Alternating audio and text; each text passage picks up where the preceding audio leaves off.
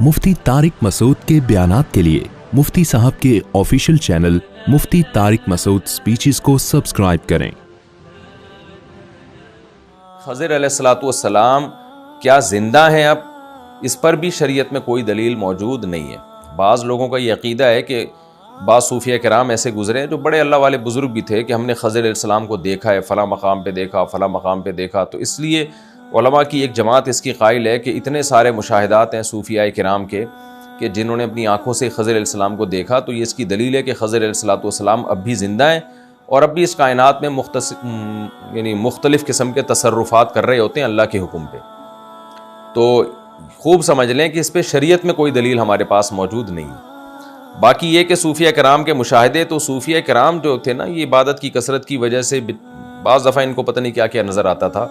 تو یہ کوئی ان کا قول ہمارے لیے حجت نہیں ہے۔ اصل یہی ہے، ہمارے پاس سوائے حضرت عیسیٰ علیہ الصلوۃ والسلام کی حیات کے قرآن و سنت سے کسی اور کی حیات کی ہمارے پاس کوئی دلیل نہیں ہے،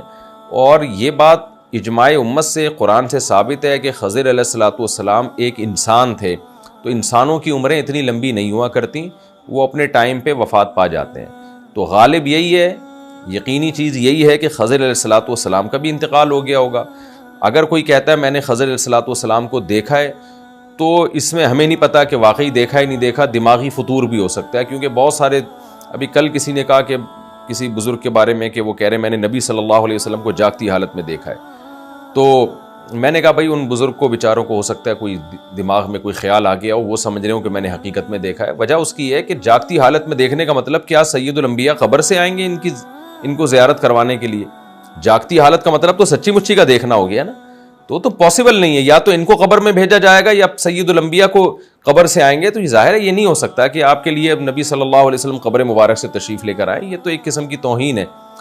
تو ہم بزرگوں کی گستاخی نہیں کرتے، ہم یہ کہتے ہیں ان کو بیچاروں کو دماغ میں کچھ ہوا ہوگا، ان کو خیال ہوا ہوگا، وہ غلط فہمی سے یہ سمجھ بیٹھے کہ میں نے ان نبی کو واقعی دیکھا ہے۔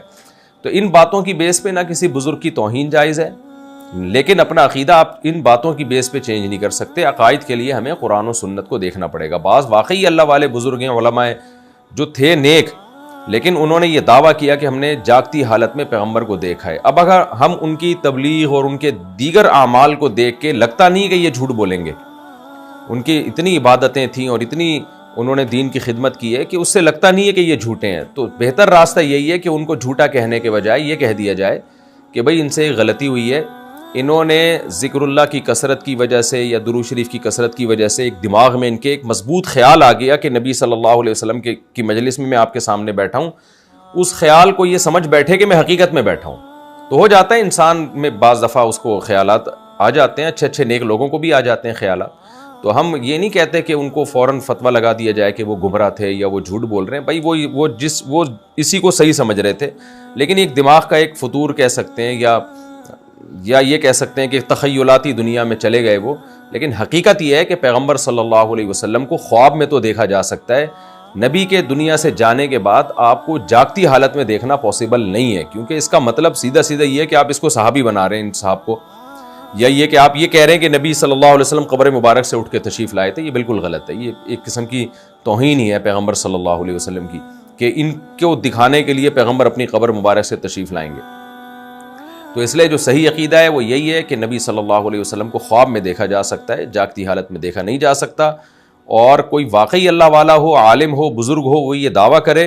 تو ہم محض اس دعوے کی وجہ سے اس کو جھوٹا یا کذاب نہیں کہیں گے، ہم یہ کہیں گے تعویل کرنی چاہیے۔ اچھے لوگوں سے غلطی ہوتی ہے تو تعویل کی جاتی ہے،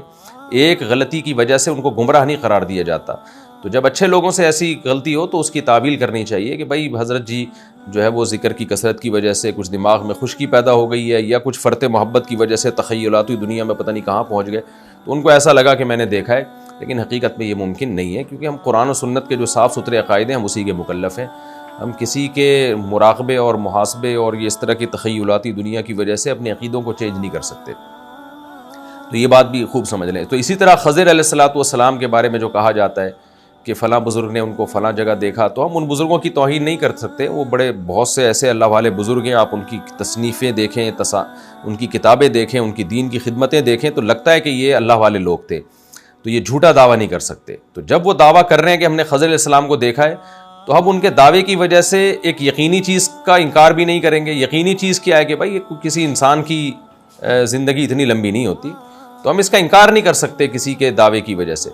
ہم یہی کہیں گے کہ خضر علیہ السلام بھی دوسرے انسانوں کی طرح دنیا سے چلے گئے ہیں, لیکن ہم ان بزرگ کی توہین کو بھی جائز نہیں سمجھتے. ہم کہیں گے ان حضرت کو خیال ہوگا اور کوئی تخیلات دنیا میں پہنچ گئے ہوں گے,